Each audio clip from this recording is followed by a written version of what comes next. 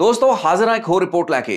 Channel Ritesh लखी unplug की मेरी आज की रिपोर्ट रहेगी हिंदी में, क्योंकि आज इस रिपोर्ट में मैं बात करने जा रहा हूं राष्ट्रीय राजधानी नेशनल कैपिटल दिल्ली में कुछ दिन पहले हुई एक ऐसी आपराधिक वारदात के बारे में जिसने दिल्ली पुलिस की होश उड़ा दिए हैं।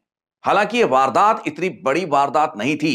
अगर हम पंजाब, हरियाणा और अन्य राज्यों के बड़े शहरों में व्यापारियों और कारोबारियों को धमकाकर उनसे रंगदारियां वसूलने के उस पैटर्न, उस फिनोमिनन को समझें तो यह वारदात एक सामान्य घटना भी हो सकती थी।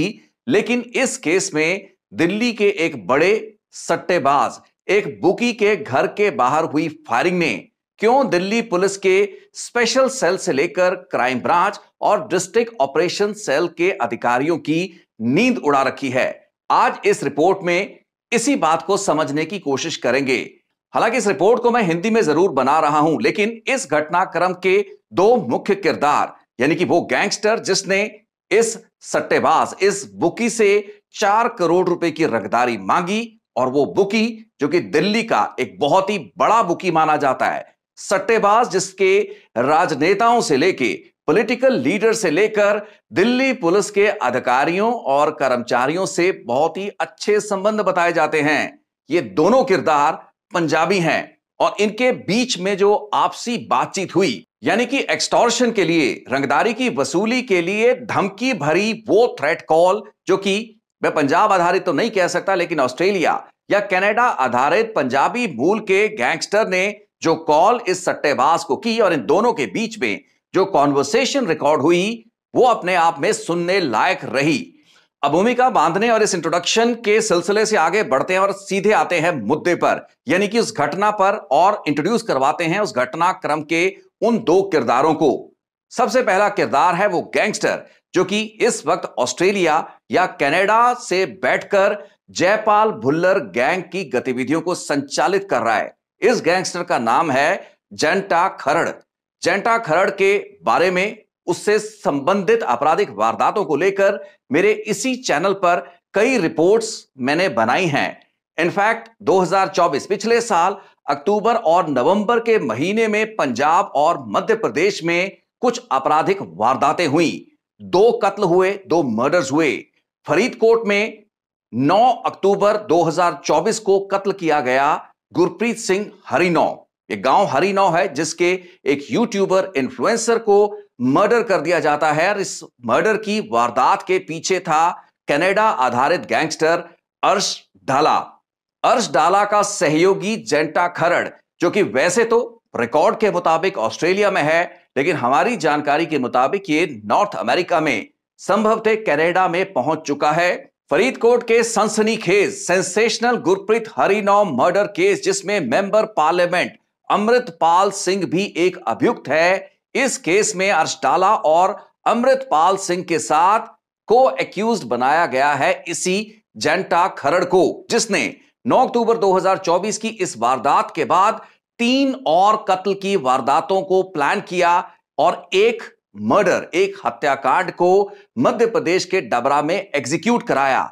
सो एक ही महीने 9 अक्टूबर 2024 से 7 नवंबर 2024 के बीच 2 कत्ल की वारदातें पंजाब और मध्य प्रदेश के डबरा में हुई, और इस बीच मोहाली में जीरकपुर मोहाली के एक बुकी और एक फिल्म निर्माता को निशाना बनाए जाने की कोशिश की गई, जिसमें जंटा खरड़ विफल रहा, क्योंकि अर्श डाला आप जानते हैं कि अक्टूबर के आखिरी हफ्ते में गिरफ्तार किया जा चुका था। और इसी समय जंटा खरड़ 9 अक्टूबर के गुरप्रीत हरिनौ मर्डर के शूटर्स अनमोल प्रीत और नवजोत नीटू को इस्तेमाल कर मोहाली में 2 कत्ल और मध्य प्रदेश के डबरा में एक तीसरा कत्ल करवाना चाहता था, जिसमें से जसवंत गिल का डबरा का मर्डर करवाने में जंटा खरड़ कामयाब रहा। सो दिल्ली के शहादरा इलाके के जगजीतपुरी लोकेलिटी में 3 अप्रैल को सट्टेबाज के घर के बाहर चली गोली, जो कि रंगदारी की वसूली, 4 करोड़ की रंगदारी की वसूली के लिए चलाई गई, उस घटनाक्रम का पहला किरदार यही जंटा खरड़ गैंगस्टर था। दूसरा किरदार इस घटनाक्रम का खुद विक्टिम, इस केस में सट्टेबाज मोनू सरदार, जो कि दिल्ली का काफी वेल कनेक्टेड बुकी माना जाता है। राजनेताओं और पुलिस अधिकारियों, जैसे कि मैंने रिपोर्ट में पहले जिक्र किया, उसके अच्छे संबंध माने जाते हैं। और इन अच्छे संबंधों का अंदाजा आपको इस कॉन्वर्सेशन और इस रिकॉर्डिंग से होगा, जिस रिकॉर्डिंग में काफी कॉन्फिडेंस में एक छटे हुए क्रिमिनल और गैंगस्टर के साथ बात करता मोनू सरदार नजर आ रहा है। तो इस कॉन्वर्सेशन को आपसे कुछ ही मिनट बाद मैं आपसे साझा करूंगा। लेकिन घटना यह हुई कि 12 मार्च यानी कि पिछले महीने से शुरू हुई धमकी भरी वो थ्रेट कॉल्स, जिसमें जंटा खरड़ ने फोन लगाया मोनू सरदार को और उससे मांगी करोड़ों रुपए की रंगदारी। अब ये कितने करोड़ की रंगदारी मांगी ये तो क्लियर नहीं हुआ, लेकिन जो कॉन्वर्सेशन हमें मिली है, यानी कि वो रिकॉर्डिंग जो हमारे हाथ लगी है, उस रिकॉर्डिंग में आखिरी जो कॉन्वर्सेशन थी फोन कॉल पर, व्हाट्सएप कॉल पर जो धमकी जंटा खरड़ ने दी, उसमें 4 करोड़ मोनू सरदार से लेने की बात उसने की। लेकिन इन तमाम दिनों में यानी कि 12 मार्च से लेकर 25 मार्च के बीच कई मर्तबा मोनू सरदार और जंटा खरड़ की व्हाट्सएप कॉल के जरिए बातचीत हुई और इन कॉल्स में मोनू सरदार ने जंटा खरड़ को पहचानने से इनकार किया और इस चीज की पूरी संभावना है कि मोनू सरदार को इस चीज का अंदाजा नहीं था कि जंटा खरड़ कौन है। सो आप इस कॉन्वर्सेशन को सुनिए और इस कॉन्वर्सेशन में आपको जो मोटी मोटी बात समझ में आएगी, जंटा खरड़ ने अपनी आपराधिक वारदातों से जुड़ी अखबार की कटिंग्स, यूट्यूब के वो तमाम लिंक मोनू सरदार को भेजे। मोनू सरदार ने उन खबरों को पढ़ने और इन लिंक्स को देखने के बावजूद जंटा खरड़ और उसके आपराधिक बैकग्राउंड को एक्नॉलेज करने, उसको मानने से इनकार कर दिया। और नौबत यहां तक आ खड़ी हुई कि अपने एक पटियाला आधारित जानकार से जब मोनू सरदार ने जंटा खरड़ को स्पीकर फोन पर यह सुनवाया कि जंटा खरड़ या उसके मारे गए कोलकाता के एक पुलिस मुकाबले में मारे गए भाई जस्सी खरड़ के बारे में पंजाब में कोई भी नहीं जानता, दर्जनों नहीं बल्कि सैकड़ों की गिनती में जिन लोगों से भी मोनू सरदार ने बात की, उन्हें जंटा खरड़ के बारे में कोई जानकारी नहीं थी। इसके बाद जंटे खरड़ ने दी धमकी और कहा कि तुम्हें मैं मारूंगा, जिसके बाद मोनू सरदार ने मखौल करते हुए, मजाक करते हुए और तो और जंटा खरड़ को इस कॉल पर मोनू सरदार ने यहां तक कह दिया कि जब भी उस पर गोली चलाई जाए, यानी कि अपने गुर्गों को भेजकर, शूटर्स को भेजकर जंटा खरड़ इस गोली को चलाए, गोली को हो सके तो उसके पैरों में मारा जाए। और यहां तक बात की गई कि अगर 50,000 या लाख रुपए तक लेने हैं तो ऑस्ट्रेलिया में वो जंटा खरड़ को लाख रुपए तक भेज देगा, दिलवा देगा, लेकिन करोड़ों की रंगदारी की बात ही उससे ना की जाए। अब मोनू सरदार इस बातचीत को ओवर कॉन्फिडेंस में कह रहा था या वाकई वो जंटा खरड़ के बारे में नहीं जानता था, इसके बारे में कुछ भी नहीं कहा जा सकता। आप खुद ही इस ऑडियो कॉन्वर्सेशन जो कि दोनों के बीच में हुई, यानी कि वो थ्रेट कॉल की इस कॉन्वर्सेशन को सुनिए और अंदाजा लगाइए कि मोनू सरदार ने मजाक में लेते हुए जंटा खरड़ को खुद पर गोलियां चलाने की बात कही, कहा कि गोलियां दाएं बाएं लगे, मुझे मारना मत, गोलियां चलाओगे तो इधर उधर चलाना या मेरी लातों पर मार देना, लेकिन अगर मुझे मार दिया तो रंगदारी किससे वसूलोगे। इस तरीके का मजाक मोनू सरदार ने किया, जिसके बाद 4 करोड़ रुपए लेने की बात कर कर जंटे खरड़ ने फोन को डिस्कनेक्ट किया। 25 मार्च 2024 को इस मामले में मोनू सरदार की शिकायत पर एक एफआईआर जगजीतपुरी इलाके में दर्ज की गई, जिसके 8 दिन बाद यानी कि 3 अप्रैल को जगजीतपुरी के मोनू सरदार के घर के बाहर फायरिंग की घटना को अंजाम दिया गया। इस घटना में कोई भी हताहत नहीं हुआ। यह डराने और धमकाने के लिए जंटा खरड़ द्वारा करवाई गई वारदात थी। यानी कि ऑडियो कॉन्वर्सेशन में जो चीज आप सुनेंगे, जो बातचीत आप सुनेंगे, उसमें खुद मोनू सरदार एक चैलेंज दे रहा है, एक चुनौती दे रहा है, मजाक कर रहा है। जो ऑडियो कॉन्वर्सेशन आप सुनेंगे उसमें जंटा खरड़ को 1 दिन, 2 दिन, 4 दिन, 8 दिन या कुछ महीनों में भी गोली चलवाने का एक तरीके का चैलेंज मोनू सरदार ने दिया। और ठीक 8 दिन बाद, एफआईआर रजिस्टर होने के 8 दिन बाद दिल्ली में वो गोली चली, जिसके बाद बताया यह जाता है कि मोनू सरदार देश छोड़कर बाहर जा चुका है। अब इससे पहले कि अपनी इस रिपोर्ट में इस घटना से जुड़े कुछ और अहम पहलुओं पर मैं बातचीत करूं, मैं उस कॉल रिकॉर्डिंग के उस हिस्से को आपसे सुनाऊंगा जो कि कुछ मिनट का वो चंक है जो कि उस लंबी चौड़ी ऑडियो कॉन्वर्सेशन का हिस्सा है। आपको पूरी क्लैरिटी होगी कि इन दोनों के बीच में आपस में किस तरीके और किस लहजे में बात हो रही थी, क्योंकि यहां पर क्या बातचीत हो रही है यह इतना मायने नहीं रखता, लेकिन जिस लहजे में यह बातचीत हुई और शायद यही लहजा उस आपराधिक वारदात का कारण भी बना, जिस आपराधिक वारदात को ट्रैक करने, इन शूटर्स को पकड़ने में इस वक्त दिल्ली पुलिस, उसकी क्राइम ब्रांच, उसके स्पेशल सेल और डिस्ट्रिक्ट ऑपरेशन सेल का पूरा जोर लगा हुआ है। सो उस ऑडियो कॉन्वर्सेशन को, उस रिकॉर्डिंग के हिस्से को सुनते हैं, जिसके बाद इस रिपोर्ट को आगे बढ़ाएंगे। देखो, ਤੁਸੀਂ ਲੋग ਕਰੋੜ 2 ਕਰੋੜ 4 ਕਰੋੜ ਨੂੰ ਆਮ ਚੀਜ਼ ਸਮਝ ਰਹੇ ਹੋ, ਜਿਵੇਂ ਕੋਈ ਖਾਲਾ ਜੀ ਦਾ ਘਰ ਹੈ, ਕੋਈ ਵੀ ਚੁੱਕ ਕੇ ਦੇ ਦੇਗਾ, ਠੀਕ ਹੈ। ਕੱਲ ਮੈਨੂੰ ਦੱਸੋ ਤੁਸੀਂ ਕੌਣ ਬੋਲ ਰਹੇ ਹੋ, ਕੀ ਬੋਲ ਰਹੇ ਹੋ, ਕਿੱਥੋਂ ਬੋਲ ਰਹੇ ਹੋ, ਕਿੰਨੇ ਨੰਬਰ ਦਿੱਤਾ, ਕੁਝ ਤਾਂ ਪਤਾ ਲੱਗੇ। ਐਵੇਂ ਕਿਵੇਂ ਮੈਂ ਤੁਹਾਨੂੰ ਨਹੀਂ ਪਤਾ ਲੱਗਿਆ, ਮੈਨੂੰ ਨਹੀਂ ਪਤਾ ਲੱਗਿਆ ਨਾ, ਮੈਂ ਤੇ ਸੋਚਣਾ ਬੜੇ ਦਿਨ ਤੋਂ ਤੁਸੀਂ ਮਜ਼ਾਕ ਕਰ ਰਹੇ ਹੋ। ਮੈਂ ਜੈਪਾਲ ਗਰੁੱਪ ਤੋਂ ਗੱਲ ਕਰ ਰਿਹਾ, ਠੀਕ ਆ। ਅੱਛਾ, ਜਾਂਟਾ ਮੇਰਾ ਨਾਮ ਆ, ਠੀਕ ਹੈ। ਇਹ ਮੇਰੇ ਸਾਰੇ ਭਰਾ ਸੀ, ਠੀਕ ਹੈ। ਅੱਛਾ, ਇਹਦੇ ਵਿੱਚ ਜਿਹੜਾ ਜੱਸੀ ਆ ਉਹ ਮੇਰਾ ਭਰਾ ਸੀ, ਠੀਕ ਹੈ। ਜੈਪਾਲ ਵੀ ਭਰਾ ਸੀ ਪਰ ਉਹਦਾ ਸਕਾ ਭਰਾ ਸੀ, ਅੱਛਾ, ਠੀਕ ਹੈ। ਇਹਨਾਂ ਦਾ ਇਨਕਾਊਂਟਰ ਹੋ ਗਿਆ ਸੀ ਕਲਕੱਤੇ ਦੇ ਵਿੱਚ, ਅੱਛਾ, ਠੀਕ ਹੈ। ਉਸ ਤੋਂ ਬਾਅਦ ਜੋ ਵੀ ਦੁਸ਼ਮਣੀਆਂ ਰਹਿ ਰਹੀਆਂ ਸੀ ਮੈਂ ਉਹਨਾਂ ਦੇ ਵਿੱਚ ਲੱਗਿਆ ਹੋਇਆ, ਮੈਂ ਆਪਦੇ ਗਰੁੱਪ ਦੇ ਲਈ ਸਾਰੇ ਕੰਮ ਕਰ। ਅੱਛਾ ਭਾਈ, ਗੱਲ ਦੱਸੋ, ਤੁਸੀਂ ਆਸਟ੍ਰੇਲੀਆ, ਮੇਰਾ ਨੰਬਰ ਕਿਸੇ ਨੇ ਦਿੱਤਾ ਹੈ, ਤੁਹਾਨੂੰ ਮੇਰਾ ਕੋਈ ਜੁਗਾੜ ਪਤਾ ਹੈ ਮੈਂ ਕੀ ਹੈਗਾ ਕੀ ਨਹੀਂ ਹੈਗਾ? ਤੁਸੀਂ ਐਵੇਂ ਕਿਸੇ ਬੰਦੇ, ਹਾਂਜੀ ਬੋਲੋ ਬੋਲੋ, ਕੁਝ ਦੱਸੋ ਤਾਂ ਸਹੀ, ਕੀ ਪਤਾ ਹੈ? ਮੁਹਾਲੀ, ਚੰਡੀਗੜ੍ਹ, ਪਟਿਆਲੇ, ਸਭ ਤੋਂ ਤੁਹਾਡਾ ਨਾਮ ਪੁੱਛ ਲਿਆ, ਤੁਹਾਨੂੰ ਕੋਈ ਨਹੀਂ ਜਾਣਦਾ। ਮੈਂ ਤੁਹਾਡੀ ਵੀਡੀਓ ਤੇ ਦੇਖ ਲਿਆ ਨੇ। ਤੂੰ ਕਿਤੇ ਪੁੱਛਿਆ?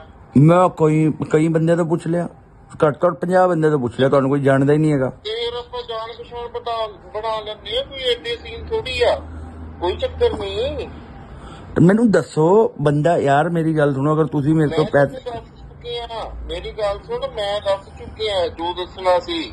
ਇਸ ਤੋਂ ਬਾਅਦ ਮੈਂ ਕੰਮ ਕਰਾ ਦਿੰਦਾ, ਨਹੀਂ ਉਸ ਤੋਂ ਬਾਅਦ ਜਾਣ ਪਛਾਣ ਨਹੀਂ ਕੀ ਕੰਮ ਕਰਾ, ਕੀ ਇੱਕ ਮੇਰੀ ਗੱਲ ਸੁਣ, ਬੋਲੋ। ਜਿਹੜੇ 50 ਬੰਦੇ ਨੂੰ ਪੁੱਛਿਆ ਨਾਲੇ ਉਹਨਾਂ ਨੂੰ ਪਤਾ ਲੱਗ ਜੂਗਾ। ਮੇਰੀ ਗੱਲ ਸੁਣੋ, ਇੱਕ ਕੰਮ ਕਰੋ, ਤੁਸੀਂ ਅੱਜ ਨਹੀਂ ਕੱਲ ਨਹੀਂ, ਬਿਨਾਂ ਦੱਸੇ 6 ਮਹੀਨੇ ਬਾਅਦ ਨਹੀਂ ਤੇ 2 ਮਹੀਨੇ ਬਾਅਦ ਤੁਸੀਂ ਮੇਰੇ ਤੇ ਫਾਇਰ ਕਰਵਾਓ, ਠੀਕ ਹੈ। ਮੈਨੂੰ ਵਿਸ਼ਵਾਸ ਹੋ ਜਾਏਗਾ ਹਾਂ ਵੀ ਤੁਸੀਂ ਓਕੇ ਹੈਗੇ ਹੋ, ਤੇ ਮੈਂ ਉਸ ਤੋਂ ਬਾਅਦ ਤੁਹਾਨੂੰ ਪੈਸੇ ਦਾ ਇੰਤਜ਼ਾਮ ਕਰਨਾ ਨਾ ਦੇਵਾਂ। ਮੈਂ ਪੁਲਿਸ ਕੋਲ ਨਹੀਂ ਜਾਂਦਾ। ਗੱਲ ਸੁਣੋ, ਮੇਰੇ ਉੱਤੇ ਫਾਇਰ ਮੇਰੇ ਉੱਤੇ ਨਾ ਕਰਾਣਾ, ਮੈਂ ਮਰਾਂ ਮੁਰਾਂ ਦਾएं बाएं ਫਾਇਰ ਕਰਾ ਦੇਣਾ, ਜਦੋਂ ਮਰਜ਼ੀ ਕਰਾ ਦੇਣਾ, ਐ ਨਾ ਸੋਚਣਾ। ਬੋਲੋ। ਮੈਂ ਦੇਸ਼ ਦਾ ਮੋਸਟ ਵਾਂਟਡ ਆ, ਮੈਂ ਇਕੱਲੇ ਪੰਜਾਬ ਦਾ ਨਹੀਂ ਹੈਗਾ ਭਾਜੀ। ਮੈਂ ਐਨਆਈਏ ਦੀ ਲਿਸਟ ਦੇਖ। ਅੱਛਾ, ਠੀਕ ਹੈ। ਹਾਂ, ਜਿਹੜੇ 28 ਜਣਿਆਂ ਦਾ ਨਾਮ ਪਾਇਆ ਹੋਇਆ, ਮੈਂ ਉਹਨਾਂ ਦੇ ਵਿੱਚ ਹੀ ਆ। ਮੈਂ ਮੋਸਟ ਵਾਂਟਡ ਇੰਡੀਆ ਦਾ ਹੀ, ਨਾ ਕਿ ਪੰਜਾਬ ਦਾ ਹੀ। ਹੁਣ ਮੇਰੀ ਗੱਲ ਸੁਣੋ, ਹੁਣ 2-4 ਦਿਨ ਪਟਾਕੇ ਦੀ ਆਵਾਜ਼ ਸੁਣਵਾ ਦਿਓ, ਠੀਕ ਹੈ, ਫਿਰ ਤੁਹਾਡੇ ਨਾਲ ਗੱਲ ਕਰਨੇ। ਹੋਰ ਬੋਲੋ। ਮੈਂ ਕੋਸ਼ਿਸ਼ ਕਰੂੰਗਾ ਵੀ ਮੈਂ ਤੇਰੇ ਹੀ ਮਾਰਾਂ, ਠੀਕ ਹੈ। ਤੁਸੀਂ ਕਿਵੇਂ ਮਾਰੋ? ਤੁਸੀਂ ਤੇ ਬੰਦਾ ਭੇਜੋਗੇ ਨਾ, ਬੰਦਾ ਭੇਜੋਗੇ ਮਾਰਨ ਤੇ ਤੁਸੀਂ ਆਪ ਆਓਗੇ।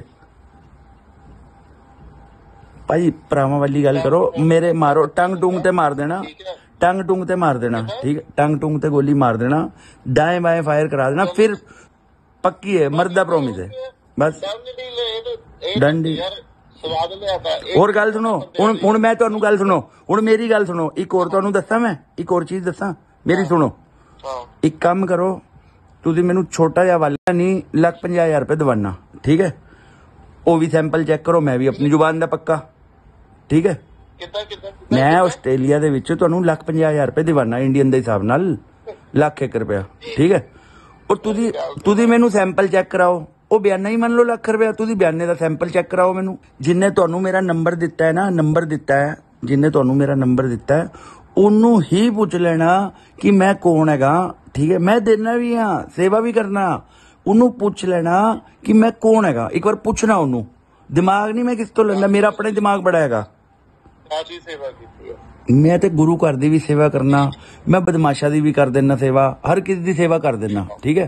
मिल वंड के चलन वाला मैं तुहानू की कह रहा, लाख रुपए आस्ट्रेलिया च पकड़ो मेरा बयाना, तुसी फायर मरवाओ, की पता मैं मेरी गल सुनो। बोलो बोलो। जे ਇਹਦੇ ਵੈਪਨਾਂ ਦੇ ਨਾਲ ਕੰਮ ਕਰਾਈਦਾ ਨਾ ਉਹ 15 ਲੱਖ ਦੀਆਂ ਚੀਜ਼ਾਂ ਸਾਡੇ ਪਾ ਆ ਰਹੀਆਂ, ਠੀਕ ਹੈ। अच्छा ਲੱਖਾਂ ਵਾਲੀ ਗੱਲ ਨਾ ਕਰ, ਠੀਕ ਹੈ। ਅੱਛਾ। ਜੇ ਤੈਨੂੰ ਹੁਣ ਵੀ ਨਹੀਂ ਪਤਾ ਲੱਗ ਰਿਹਾ, ਅਮਰਤਪਾਲ ਦਾ ਪਤਾ? मैं नहीं जानता भाजी अमृतपाल नू। ਅਮਰਤਪਾਲ ਨੂੰ ਨਹੀਂ मैं ते ਗੁਰੂ तुहाडे ਘਰ ਦਾ। ਹੁਣ ਤੇ 3 ਕੁ ਮਹੀਨੇ ਪਹਿਲਾਂ ਹਰੀ ਨੂੰ ਇੱਕ ਕਤਲ ਹੋਇਆ ਸੀ ਗੁਰਪ੍ਰੀਤ ਦਾ। मैनू नहीं पता भाजी। ਅੱਛਾ ਉਹ ਖਬਰਾਂ ਦੇਖ ਲਈ। ਮੈਂ ਤੈਨੂੰ ਰਿਜ਼ਲਟ ਦਿੰਦਾ, ਤੂੰ ਬਚ ਗਿਆ, ਉਸ ਤੋਂ ਬਾਅਦ ਆਪਾਂ ਅਗਲੀ ਗੱਲ ਕਰਾਂਗੇ। हाँ हाँ हाँ रिजल्ट देखो, मर्दा वाली जुबान करो, रिजल्ट ऐ देना। देखो मैं कोई मुखबरी नहीं करनी, कोई पुलिस नू नहीं कहना, रिजल्ट देना। दाएं बाएं चो फायर निकले, फिर दोनों भरा बैठ के गल करांगे, क्यों? मर्दा वाली गल, मर्दा वाली गल बस। वो तुझी मैं नहीं कह रहा कि कल इंतजार करा, पुलिस नू कवा ये वो, तुझी 2 महीने बाद, 3 दिन बाद, 6 दिन बाद, 8 दिन बाद तुझी मेरे ते फायर चढ़वाओ, ठीक है। ਜੇ ਬਚ ਗਿਆ बिल्कुल ਮੈਂ ਕਾਰ ਲਾਉਂਗਾ, ठीक है। गल बंदे चलो गल बंदे वाली होगी, मेरी गल सुनो। नहीं नहीं मतलब मरवाओगे, फिर मारन तो बाद किधरों लोगे? जे बच गया कोशिश करांगा बचाने की। अब इन दोनों के बीच की इस कॉल रिकॉर्डिंग को जितनी भी बार मैंने सुना, मैं बहुत हैरान भी हुआ, मुझे हंसी भी आई। एक बहुत ही गंभीर घटनाक्रम, एक गैंगस्टर, एनआईए की सूची में मोस्ट वांटेड गैंगस्टर जंटा खरड़, जिसे मोनू सरदार दिल्ली का उस ट्रांस यमुना इलाके का एक बहुत बड़ा सट्टेबाज बुकी पहचान नहीं पा रहा है। रंगदारी की मांग की जा रही है, लेकिन उसके एवज में मोनू सरदार शायद ओवर कॉन्फिडेंस से भरा है, या फिर वो वाकई जंटे खरड़ को नहीं जानता। वो कह रहा है कि गोलियां चलाए, दाएं चलाए, बाएं चलाए, 2 दिन में चलाए, 8 दिन में चलाए, 3 महीने में चलाए, ट्रेलर दिखाए, मर्दों वाली जुबान करे, इस तरीके की शब्दावली का प्रयोग किया गया। पूरी बातचीत को बहुत ही हल्के अंदाज में लिया गया और उसके कुछ दिन बाद हुआ वही जिसका डर था। जंटे खरड़ ने अपने शूटर भेजे, एक दोपहिया वाहन पर ये शूटर आते हैं, मोनू सरदार के जगजीतपुरी निवास के बाहर गोलियां चलाते हैं। तड़के सुबह तकरीबन 3 बजे का यह घटनाक्रम है, जो कि सीसीटीवी कैमरा में कैद हुआ। अब वो सीसीटीवी फुटेज का कोई ग्रैब मेरे पास इस रिपोर्ट की रिकॉर्डिंग करते समय तक उपलब्ध नहीं है, लेकिन अगर प्रसारण या पब्लिशिंग से पहले वो ग्रैब मिल पाया तो उसका एक स्क्रीनशॉट मैं आपसे साझा जरूर करूंगा। लेकिन इस पूरे घटनाक्रम यानी कि 12 मार्च 2025 से लेकर 3 अप्रैल 2025 तकरीबन 3 हफ्ते का यह वक्फा था, जिस दौरान धमकी भरे कॉल जंटा खरड़ ने मोनू सरदार को किए। इस दौरान 2-3 और अहम घटनाएं हुई। एक घटना तो थी मोनू सरदार के दिल्ली के एक फार्म हाउस पर होने वाली एक हाई प्रोफाइल पार्टी, एक ऐसी महफिल जिसमें कई पुलिस अधिकारी शामिल हुए बताए जाते हैं। बहुत से दिल्ली और आसपास के इलाकों के रसूखदार लोगों को भी उस पार्टी के लिए आमंत्रित किया गया था और उस पार्टी में पंजाब के सिंगर मनकीरत औलख को परफॉर्म करना था। माना यह जाता है, यह मैंने मीडिया रिपोर्ट्स में पढ़ा है, इस बात की मेरे पास कोई पुष्टि नहीं है, क्योंकि ना तो मेरी मोनू सरदार से बात हुई, ना ही जंटा खरड़ से और ना ही मनकीरत औलख से। लेकिन अखबारों में छपी रिपोर्ट, जो कि पॉसिबली पुलिस के कुछ सूत्रों द्वारा पत्रकारों को दी गई वो जानकारी है, जो कि दिल्ली और आसपास के इलाकों के मीडिया हाउसेज या वहां के अखबारों ने प्रकाशित की है, उसमें यह जिक्र किया गया है कि जंटा खरड़ ने मनकीरत औलख को भी फोन लगाया और मोनू सरदार की इस पार्टी में ना जाने के लिए कहा। अब इस पार्टी में मनकीरत औलख आए, ये पार्टी हुई नहीं हुई इसके बारे में मैं बात नहीं करूंगा, लेकिन इससे अहम जो बात इस घटनाक्रम के संदर्भ में सामने आई वो थी दिल्ली पुलिस के स्पेशल सेल की भूमिका। अब बताया यह जाता है कि दिल्ली पुलिस के स्पेशल सेल के एक इंस्पेक्टर ने मोनू सरदार और उस गैंग जो भी इस रंगदारी की घटना के पीछे था, उन दोनों में कुछ मध्यस्थता कराने की, इंटरमीडिएशन की कोशिश की थी, प्रयास किया था।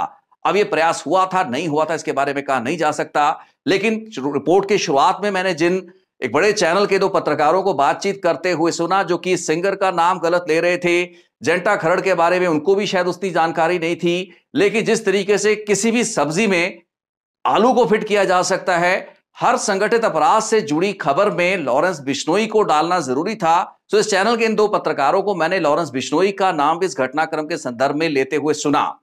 साथियों, मैं यहां पे बात बताना चाहता हूं कि जेंटा खरड़, जो कि कोलकाता में 2021 जून 2021 में हुए एक एनकाउंटर जो कि कोलकाता एसटीएफ ने किया था, जिसमें पंजाब का एक बहुत ही बड़ा और खतरनाक गैंगस्टर जिसने जगरांव में 2 असिस्टेंट सब इंस्पेक्टर्स की हत्या की थी, कुछ ही हफ्ते पहले उस जयपाल भुल्लर और जस्सी खरड़ को ढेर कर दिया गया था। उस कोलकाता के एनकाउंटर में ये जेंटा खरड़ जयपाल भुल्लर के उसी साथी जो कि उस एनकाउंटर में मारा गया जस्सी खरड़ का भाई है। मैं अपनी रिपोर्ट में जेंटा खरड़ और जस्सी खरड़ के बारे में बता चुका हूं। नशे की स्मगलिंग से अपराध जगत में इन्होंने कदम रखा, जिसके बाद आपराधिक वारदातों में इन्वॉल्व होते चले गए। जेंटा खरड़ ऑस्ट्रेलिया निकलने में कामयाब रहा, लेकिन अब माना जाता है कि वो कनाडा में है। इस गैंगस्टर जेंटा खरड़ या फिर मरहूम गैंगस्टर जयपाल भुल्लर और जेंटा का भाई जस्सी खरड़, जो कि इस गैंग से अटैच रहा, लॉरेंस बिश्नोई गैंग या उसके साथ के किसी भी अपराधी का इस गैंग से कोई भी रिश्ता, कोई भी ताल्लुक नहीं रहा है। इनफैक्ट उस वक्त जब लॉरेंस बिश्नोई और गोल्डी बराड़ जैसे लोगों ने अपराध जगत में कदम भी नहीं रखा था, जयपाल भुल्लर पंजाब में संगठित अपराध का एक बहुत बड़ा सरगना था। सो जयपाल भुल्लर के साथ और फिरोजपुर आधारित कुछ क्रिमिनल गैंग के साथ जेंटा खरड़ का रिश्ता रहा है, ताल्लुक रहा है, लेकिन पिछले कई सालों में उसने कोई बड़ी आपराधिक वारदातों को अंजाम नहीं दिया है। अक्टूबर और नवंबर 2024 में जेंटा खरड़ का नाम उभरा था, जब कई आपराधिक वारदातों की जिम्मेवारी जेंटा खरड़ ने ली थी, जिसके बाद जेंटा खरड़ को इस चीज का शायद अंदाजा नहीं था कि मोनू सरदार से जब वो बात करेगा, मोनू सरदार उसे पहचानेगा तक नहीं। और जिस लहजे में इन दोनों की बातचीत हुई, जिस तरीके से जेंटे खरड़ को अंडर एस्टिमेट किया गया, उसके बाद जेंटे खरड़ के लिए इस वारदात को अंजाम देना शायद उसकी ईगो, उसकी प्रेस्टीज का विषय बन गया, जिसके बाद उसने नेशनल कैपिटल रीजन में यानी कि राष्ट्रीय राजधानी में अपने शूटर भेजकर इस वारदात को अंजाम दिलवाया। ये एक ऐसा जोखिम है जो कि जेंटा खरड़ को महंगा पड़ सकता है। ये मैं इसलिए कह रहा हूं क्योंकि जेंटे खरड़ और उसके साथ नॉर्थ अमेरिका आधारित एक और क्रिमिनल रमन जज, जो कि कनाडा आधारित गैंगस्टर अर्श डाला के साथ जुड़ा हुआ था। साल 2023 यानी कि 1.5-2 साल पहले जब इन्होंने दिल्ली और एनसीआर के इलाकों में अपने शूटर्स की मदद से कौशल चौधरी गैंग के लिए कुछ आपराधिक वारदातों को अंजाम दिया, तो ये सभी वारदातें इस गैंग पर बहुत भारी पड़ी। सुखदूल सिंह सुक्खा दुनेके और अर्श डाला के तकरीबन आधे दर्जन बहुत ही खतरनाक शूटर्स जो कि कई सालों से पकड़े नहीं गए थे, उन सभी शूटर्स को दिल्ली पुलिस के स्पेशल सेल ने धर दबोचा। सो अर्श डाला ने जब दिल्ली और एनसीआर के इलाके में अपने कुछ शूटर्स से, जो कि सुक्खा दुनेके गैंग के शूटर थे, उनके जरिए आपराधिक वारदातों को अंजाम दिलाने की, जिसे कहते हैं कि अनाधिकार चेष्टा की, तो दिल्ली पुलिस का स्पेशल सेल एक विशेष क्रैकडाउन के तहत इस दुनेके और अर्श डाला के शूटर्स के नेटवर्क को अस्त व्यस्त करके रख देता है। ये साल 2023 का घटनाक्रम है, जिस पर मैंने कई विस्तृत रिपोर्ट्स को अपने इस चैनल पर बनाया है। अब जेंटा खरड़ दिल्ली में एक आपराधिक वारदात को अंजाम देता है। इस मामले और इस घटना का एक और काफी गंभीर और चिंताजनक पहलू, डायमेंशन है दिल्ली पुलिस के स्पेशल सेल की साख का सवाल।